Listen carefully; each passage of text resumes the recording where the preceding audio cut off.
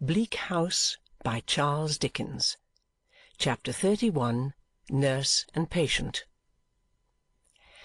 I had not been at home again many days when one evening I went upstairs into my own room to take a peep over Charley's shoulder and see how she was getting on with her copybook.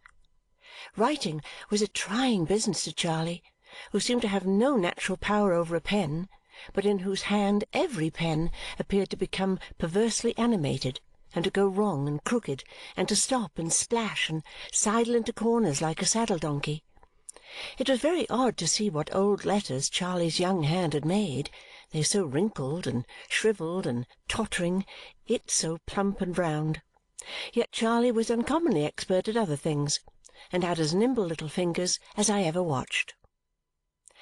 "Well, Charley," said I, looking over a copy of the letter O, in which it was represented as square, triangular, pear-shaped, and collapsed in all kinds of ways, "we are improving. If we only get to make it round, we shall be perfect, Charley." Then I made one, and Charley made one, and the pen wouldn't join Charley's neatly, but twisted it up into a knot. "Never mind, Charley, we shall do it in time." Charley laid down her pen, the copy being finished, opened and shut her cramped little hand, looked gravely at the page, half in pride and half in doubt, and got up and dropped me a curtsy. "Thank you, miss. If you please, miss, did you know a poor person of the name of Jenny?" "A brickmaker's wife, Charley? Yes." "She came and spoke to me when I was out a little while ago and said you knew her, miss. She asked me if I wasn't the young lady's little maid, meaning you for the young lady, miss, and I said yes, miss." "I thought she had left this neighbourhood altogether, Charley." "Oh, so she had, miss, but she's come back again to where she used to live, she and Liz. Did you know another poor person of the name of Liz, miss?"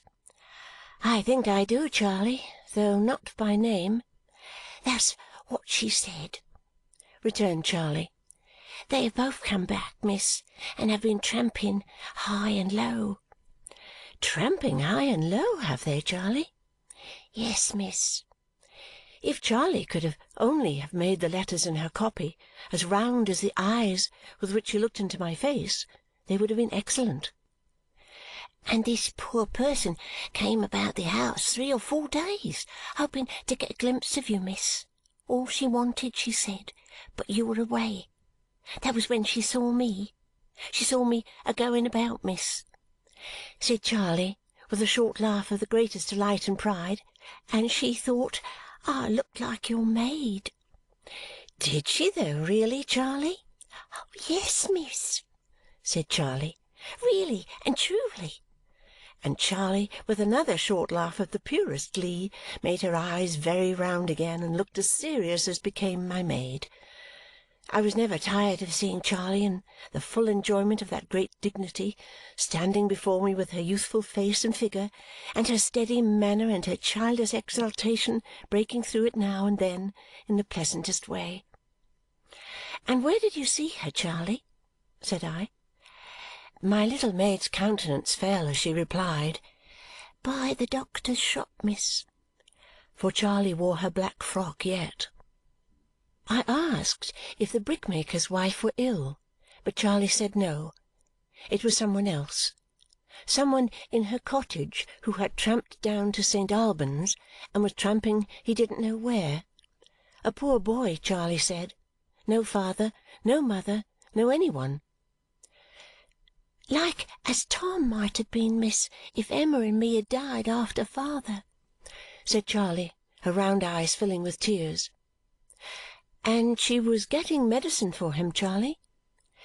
"She said, miss," returned Charley, "how that he had once done as much for her." My little maid's face was so eager, and her quiet hands were folded so closely in one another as she stood looking at me, that I had no great difficulty in reading her thoughts. "Well, Charley," said I, "it appears to me that you and I can do no better than go round to Jenny's and see what's the matter."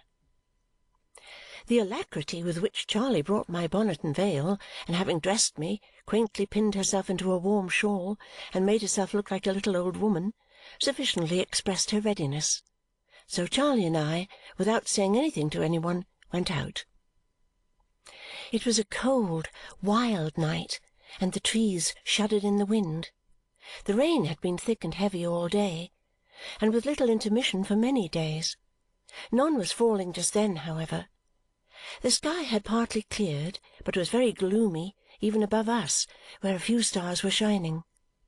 In the north and north-west, where the sun had set 3 hours before, there was a pale dead light, both beautiful and awful, and into it long sullen lines of cloud waved up, like a sea stricken immovable as it was heaving.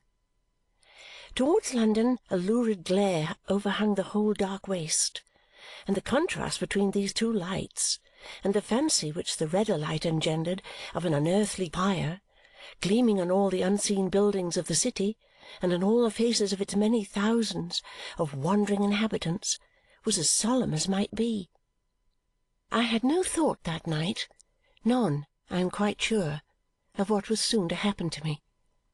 But I have always remembered since that when we had stopped at the garden gate to look up at the sky, and when we went upon our way, I had for a moment an undefinable impression of myself as being something different from what I then was.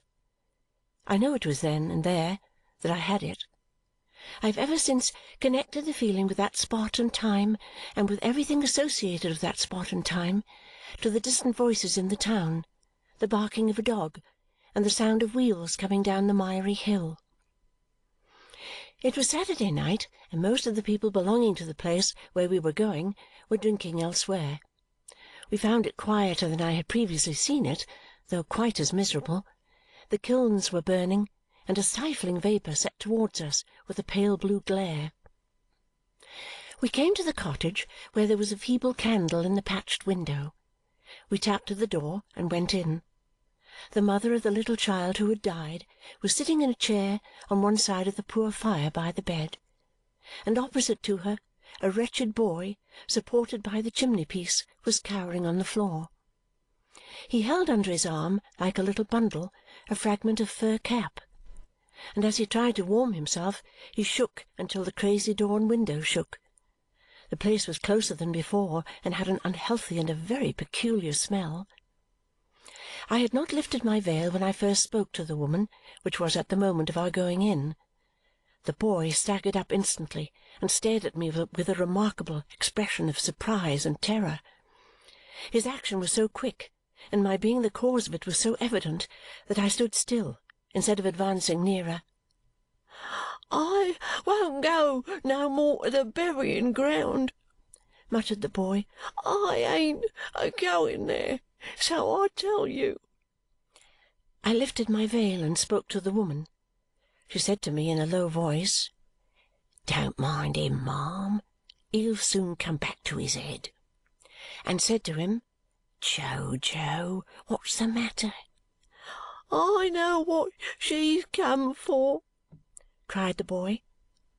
"Who?" "The lady there. She's come to get me to go along with her to the burying ground. I won't go to the burying ground. I don't like the name on it. She might go a-burying me."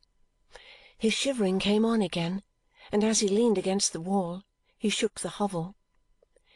"He has been talking off and on about such like all day, ma'am," said Jenny softly. "Why, how you stare! This is my Lady, Joe." "Is it?" returned the boy doubtfully, and surveying me with his arm held out above his burning eyes. "She looks to me the t'other one. It ain't the bonnet, nor yet it ain't the gownd, but she looks to me the t'other one." My little Charley, with her premature experience of illness and trouble, had pulled off her bonnet and shawl, and now went quietly up to him with a chair and sat him down in it like an old sick nurse, except that no such attendant could have shown him Charley's youthful face, which seemed to engage his confidence. "I say," said the boy, "you tell me, ain't the lady the t'other lady?" Charley shook her head as she methodically drew his rags about him and made him as warm as she could. "Oh," the boy muttered, "then I suppose she ain't." "I came to see if I could do you any good," said I. "What is the matter with you?" "I'm a being froze," returned the boy hoarsely, with his haggard gaze wandering about me, "and then burnt up, and then froze, and then burnt up, ever so many times in an hour, and my head's all sleepy and all a-going mad like, and I'm so dry, and my bones isn't half so much bones as pain." "When did he come here?" I asked the woman. "This morning, ma'am. I found him at the corner of the town.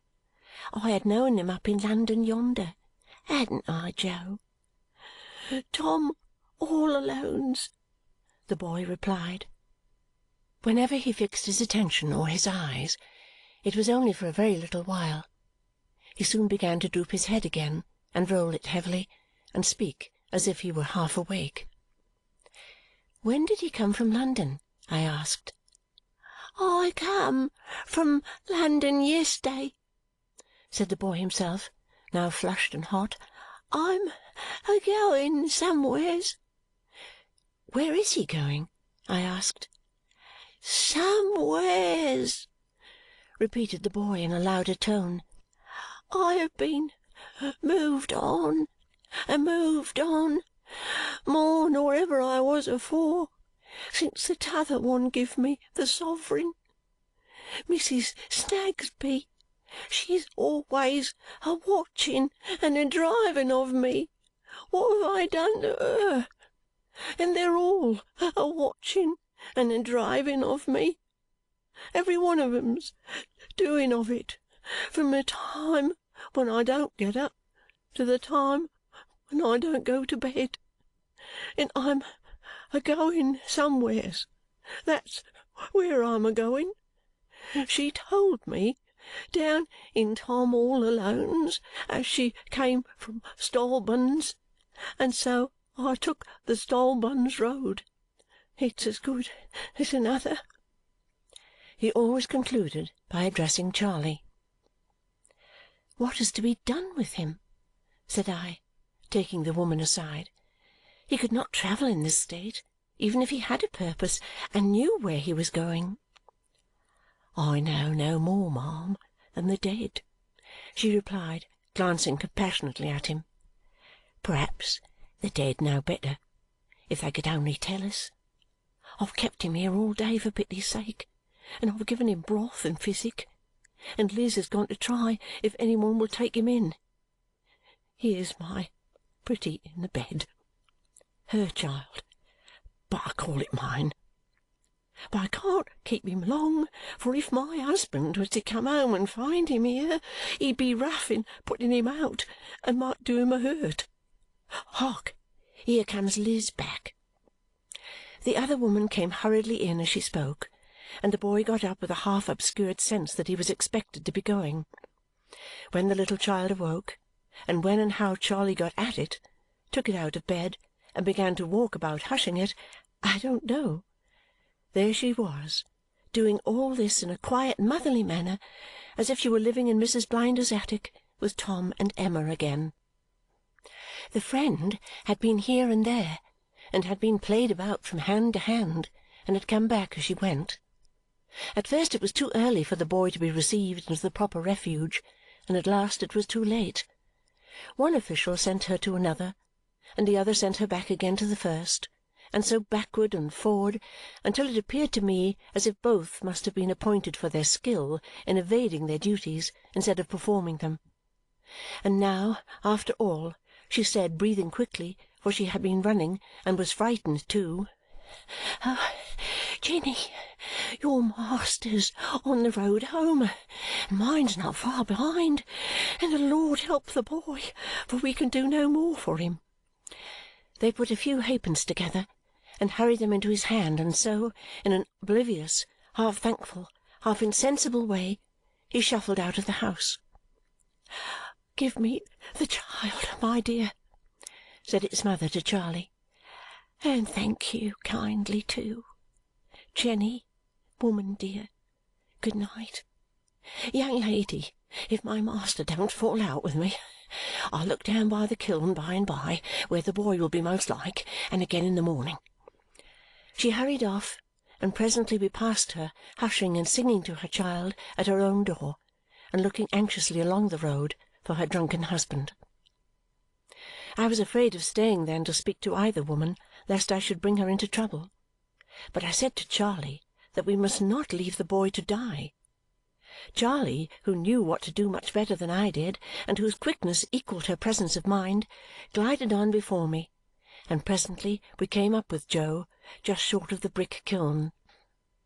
I think he must have begun his journey with some small bundle under his arm, and must have had it stolen or lost.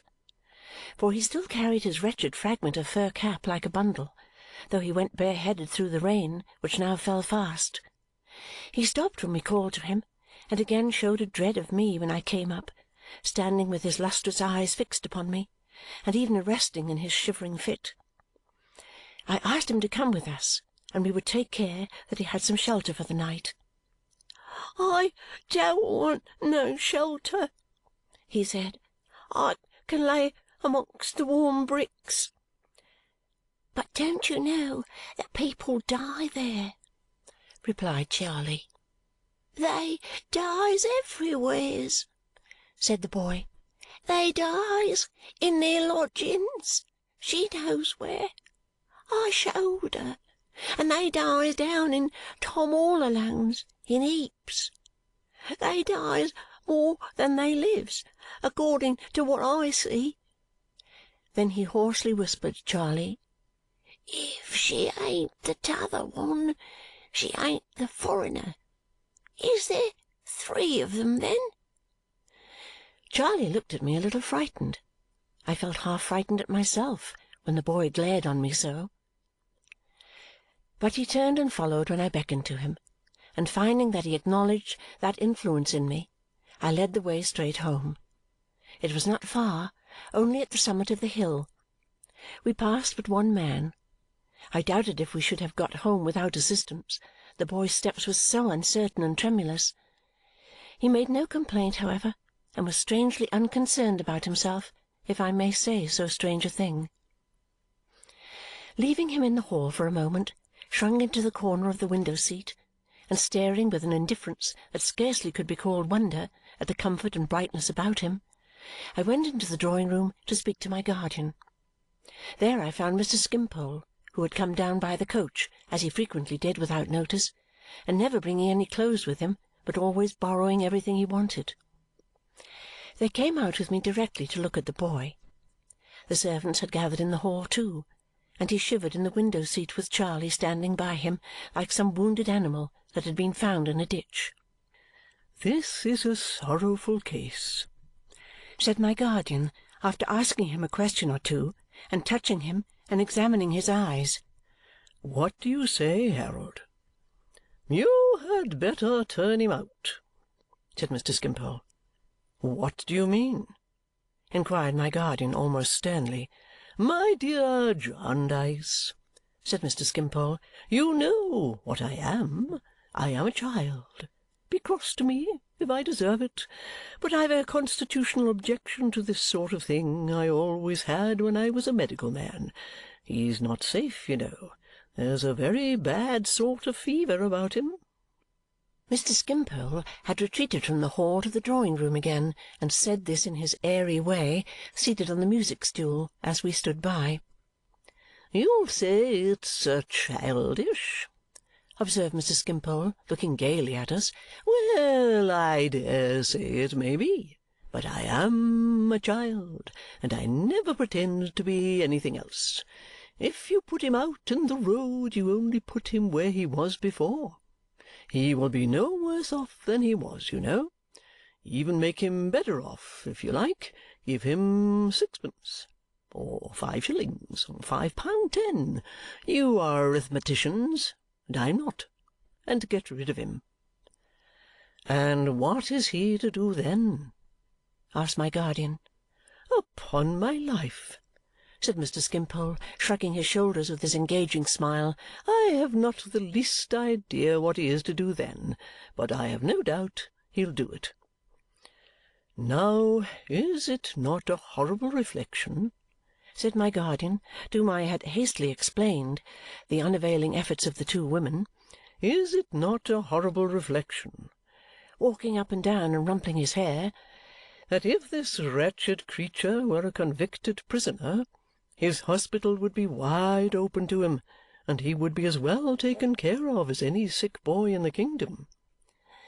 "My dear Jarndyce," returned Mr. Skimpole, "you pardon the simplicity of the question, coming as it does from a creature who is perfectly simple in worldly matters, but why isn't he a prisoner then?" My guardian stopped and looked at him with a whimsical mixture of amusement and indignation in his face. "Our young friend is not to be suspected of any delicacy, I should imagine?" said Mr. Skimpole, unabashed and candid. "It seems to me that it would be wiser, as well as in a certain kind of way more respectable, if he showed some misdirected energy that got him into prison. There would be more of an adventurous spirit in it, and consequently more of a certain sort of poetry." "I believe," returned my guardian, resuming his uneasy walk, "that there is not such another child on earth as yourself." "Do you really?" said Mr. Skimpole. "I dare say. But I confess I don't see why our young friend, in his degree, should not seek to invest himself with such poetry as is open to him. He is no doubt born with an appetite. Probably, when he is in a safer state of health, he has an excellent appetite. Very well. At our young friend's natural dinner hour, most likely about noon, our young friend says in effect to society, 'I am hungry. Will you have the goodness to produce your spoon and feed me?' Society, which has taken upon itself the general arrangement of the whole system of spoons and professes to have a spoon for our young friend, does not produce that spoon, and our young friend therefore says, 'You really must excuse me if I seize it.'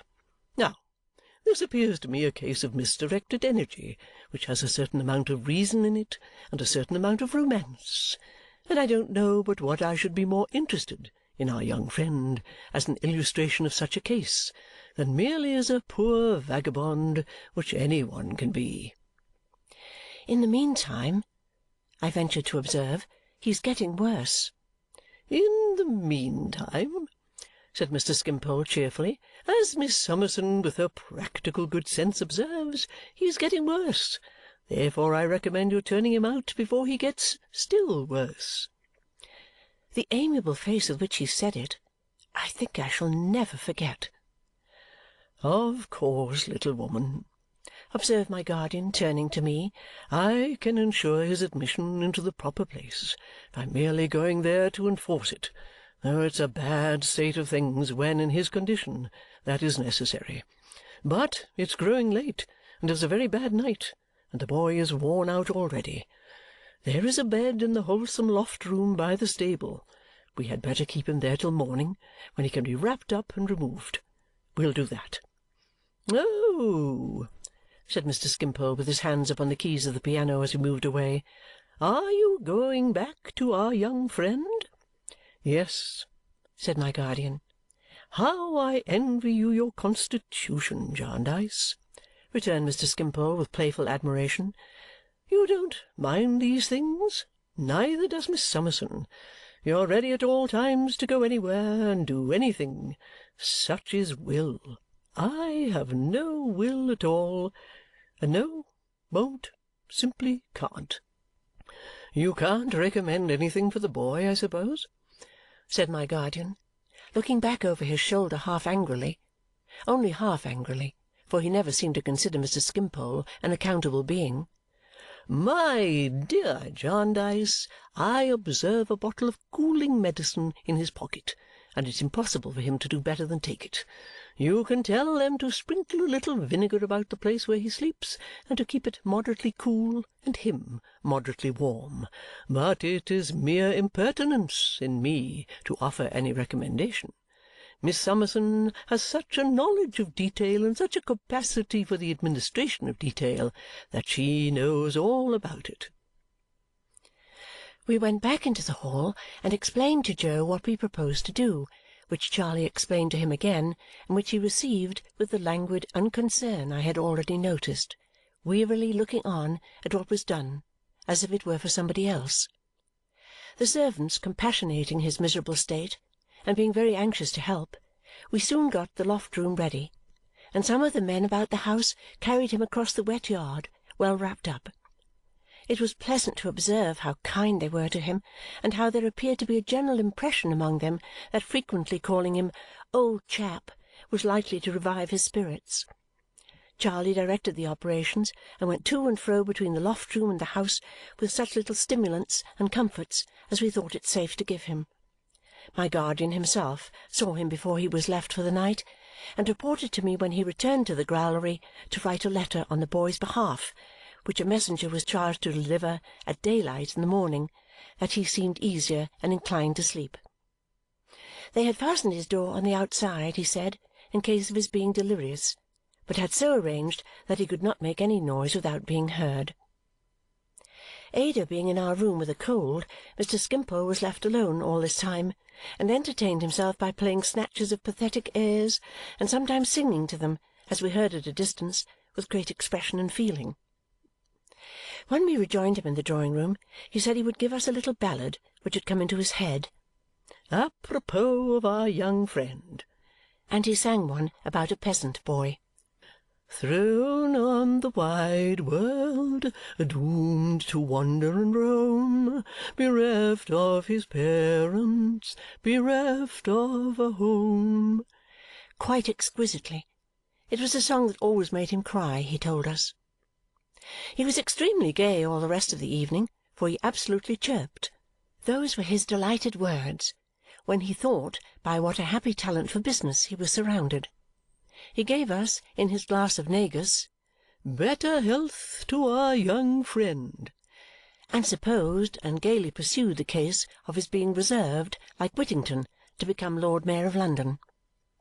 In that event, no doubt, he would establish the Jarndyce Institution, and the Summerson almshouses, and a little annual corporation pilgrimage to St. Albans. He had no doubt, he said, that our young friend was an excellent boy in his way, but his way was not the Harold Skimpole way. What Harold Skimpole was, Harold Skimpole had found himself, to his considerable surprise, when he first made his own acquaintance. He had accepted himself with all his failings, and had thought it sound philosophy to make the best of the bargain, and he hoped we would do the same. Charley's last report was that the boy was quiet. I could see from my window the lantern they had left him burning quietly, and I went to bed very happy to think that he was sheltered. There was more movement and more talking than usual a little before daybreak, and it awoke me. As I was dressing, I looked out of my window and asked one of our men, who had been among the active sympathizers last night, whether there was anything wrong about the house. The lantern was still burning in the loft window. "It's the boy, miss," said he. "Is he worse?" I inquired. "Gone, miss." "Dead?" "Dead, miss? No, gone clean off."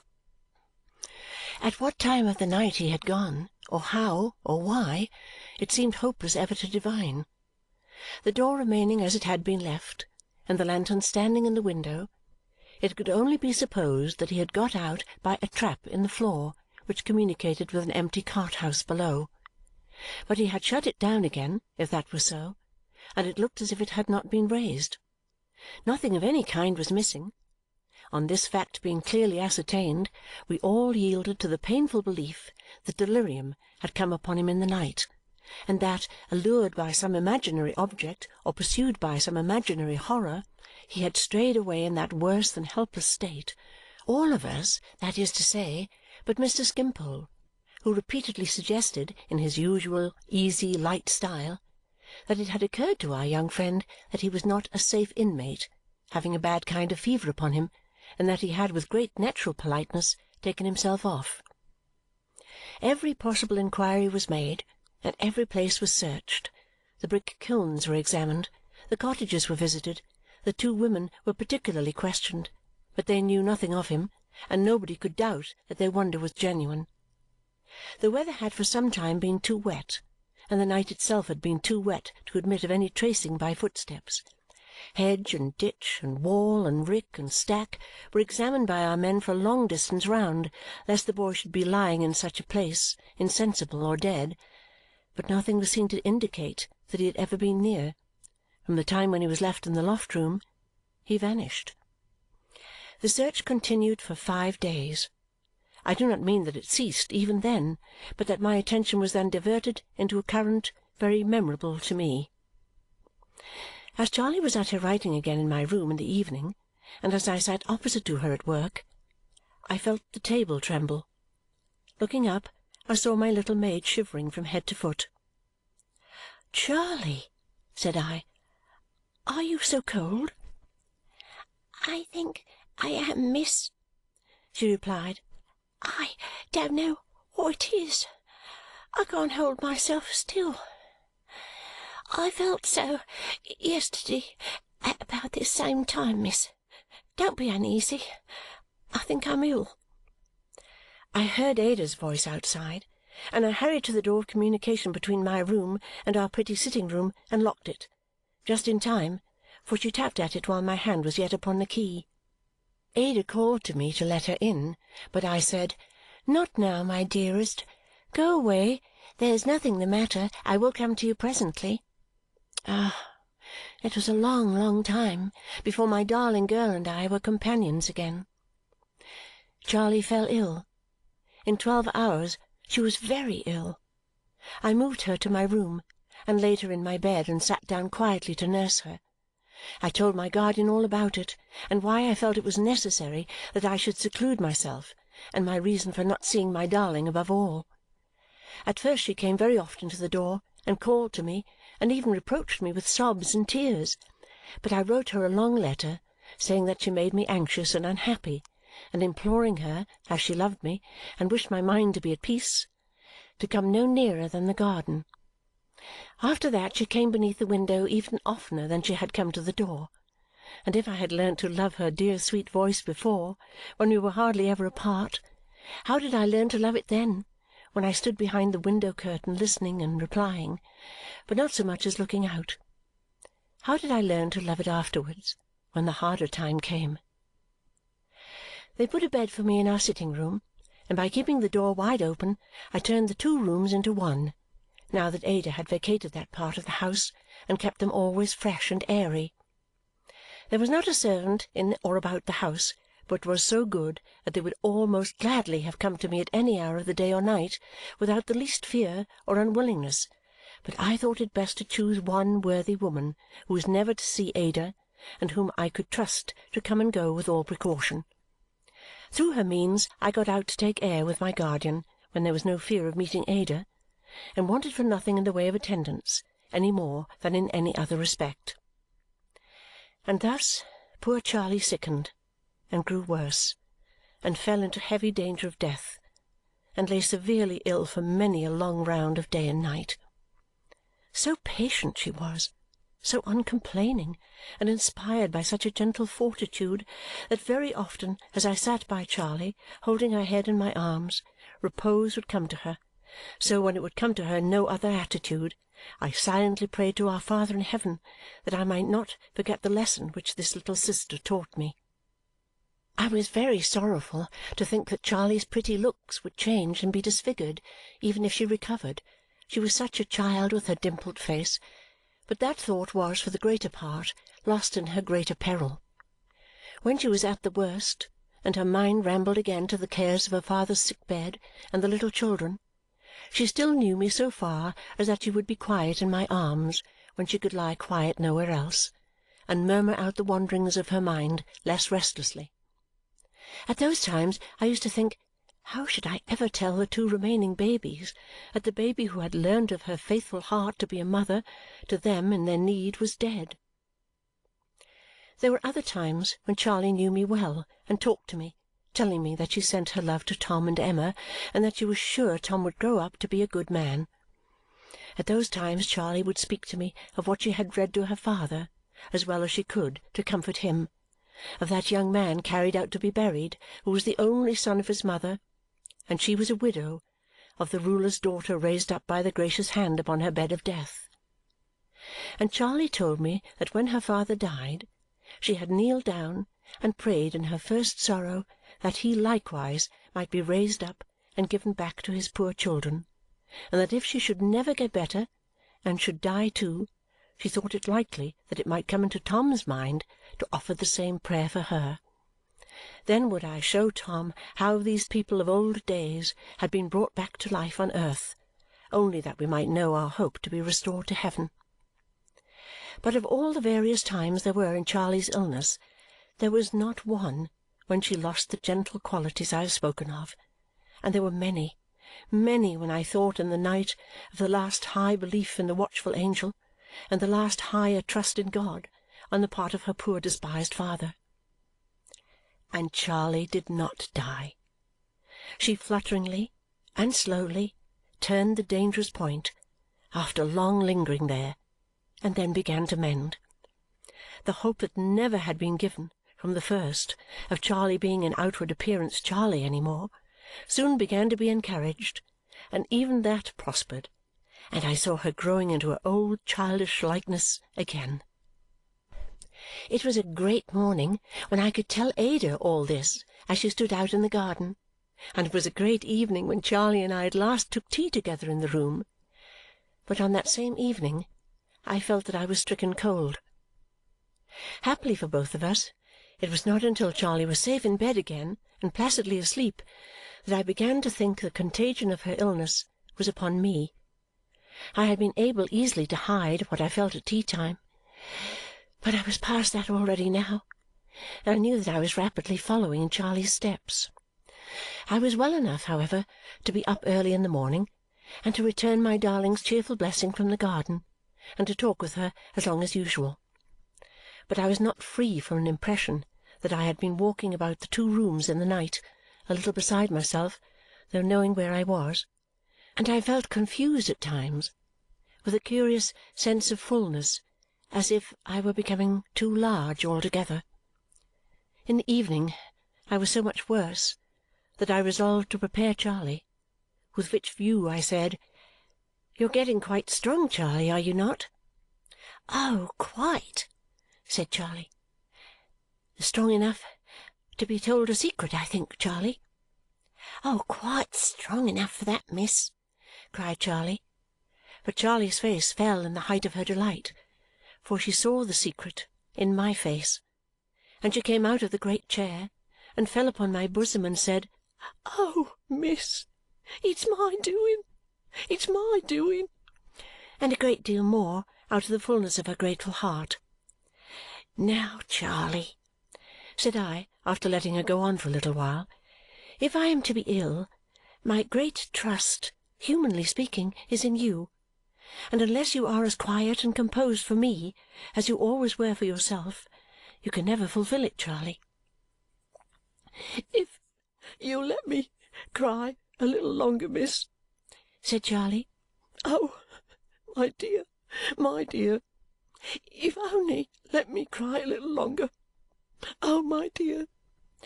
How affectionately and devotedly she poured this out as she clung to my neck, I never can remember without tears. "I'll be good." So I let Charley cry a little longer, and it did us both good. "Trust in me now, if you please, miss," said Charley quietly. "I am listening to everything you say." "It's very little at present, Charley. I shall tell your doctor to-night that I don't think I'm well and that you are going to nurse me." For that the poor child thanked me with her whole heart. "And in the morning, when you hear Miss Ada in the garden, if I should not be quite able to go to the window-curtain as usual, do you go, Charley, and say I am asleep, that I have rather tired myself and am asleep. At all times keep the room as I have kept it, Charley, and let no one come." Charley promised, and I lay down, for I was very heavy.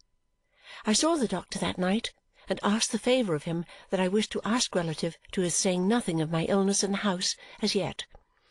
I have a very indistinct remembrance of that night melting into day, and of day melting into night again, but I was just able on the first morning to get to the window and speak to my darling.